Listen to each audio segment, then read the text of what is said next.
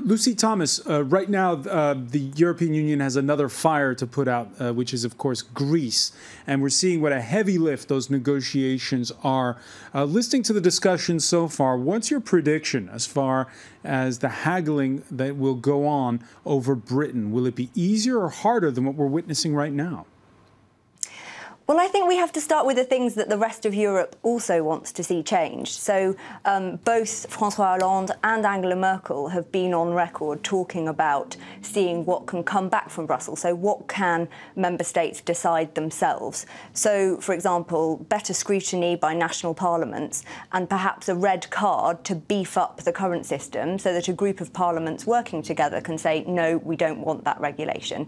And cutting down the red tape so that it isn't always the Commission pumping out rules and really thinking more carefully before introducing things. And so there is agreement on lots of this stuff across Europe. It isn't just a kind of Britain-only, let's bang the table and make our own demands. And just on the free movement point that Tim was talking about, he didn't point out that there are roughly the same number of Britons living in the rest of Europe, just over 2 million, as there are EU migrants living here. So if all of those Britons abroad also want to come back overnight and when he wants to sort of close the borders, then I'm not sure that would go down all that well either. And what about to the point that was made by Jeremy and by Tim that there are many in Brussels, Jeremy pointing the finger at the French in particular, that will turn a deaf ear to EU reform?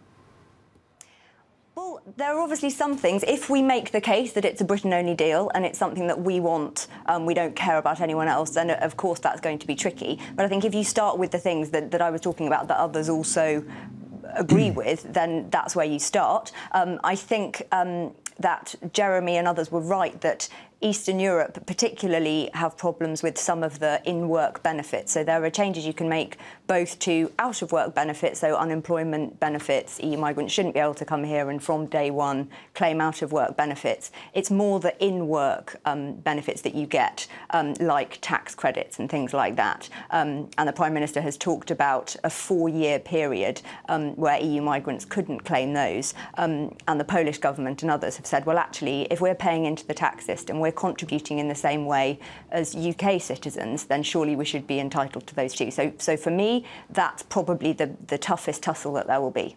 Tim Aker, on that point?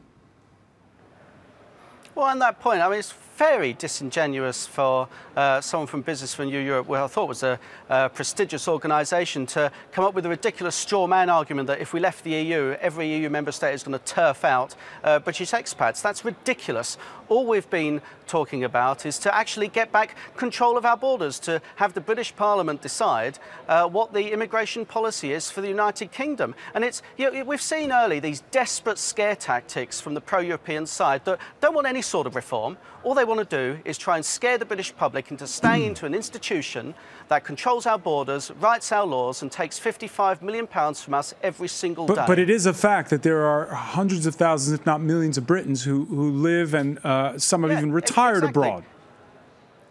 Yeah, and that's an arrangement. We've got expats all over the world. And does that mean we have to be in a political union with America, with Australia, with New Zealand? Absolutely not. We want a genuine, flexible relationship with the European Union, but we can only achieve that outside of the treaties and outside of the European Union. We trade with and cooperate with countries all over the world, and no one is suggesting that we enter into political union with the likes of Mexico, China, Argentina, or any other country in the world. Why do we have to be locked in to a political union that is in decline when there's a world out there, the Commonwealth, the emerging economies that we could have new trade agreements with? Why do we have to look inward? In the 1970s, the European Economic Community might have been the solution, but now in a globalised world, there is better opportunities out there for a free and independent United Kingdom. Lucy Thomas?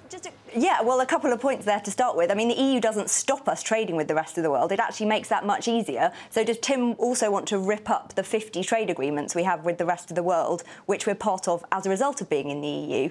But also, if Tim presumably wants to retain access to the single market, where around half of our exports go, and as part of that agreement, you also have free movement of goods, of services, of capital, and of people. So Norway, for example, who still trade with the EU but are not part of it also have to accept free movement of people. So that there isn't a blueprint of a version of, yeah, we get all the trade, we get all those sort of economic benefits, but none of the other stuff. It simply doesn't work. Well, there you go. You've let the cat out of the bag. She's let the cat out of the bag. She says there is absolutely no change in any of the fundamental freedoms. There is going to be no fundamental renegotiation that the British people want. They're just Tim, you can't close the borders and still trade. You can't close the... Excuse me, I let you speak. Please show me the courtesy. Plenty of countries manage to trade with other countries without having a complete open border. Yes, they can have flexible relationships, but the capitals of those independent countries and the parliaments of those independent countries still manage their own migration policy. We do not need the European Union to manage our migration policy to be able to trade with any other country. We can be free, independent and flexible, and that's what the British people want. I simply don't agree. I mean, ask Norway, who have to comply with 80% of EU rules and pay around 80% of what we do into the EU budget. That's just part of being able to access freely the single market. You still have to contribute and you still have to comply with the rules and you still have to accept a degree of migration. And I think it's disingenuous of you to claim that there is this ideal sort of utopia somewhere. All right, so all of the countries that trade with the EU, you expect all of the countries that trade with the EU to pay into the EU. You expect us to have a complete open border with Mexico, with South Korea. You expect them to be candidate members for the European Union. Don't be ridiculous. What we've got now is the European Union that is facing an existential crisis. And the fact is that big political unions are breaking up and independent nations are the way forward. What's wrong with free independent cooperation based in Westminster, where the British people decide at the ballot box the direction that their government should take?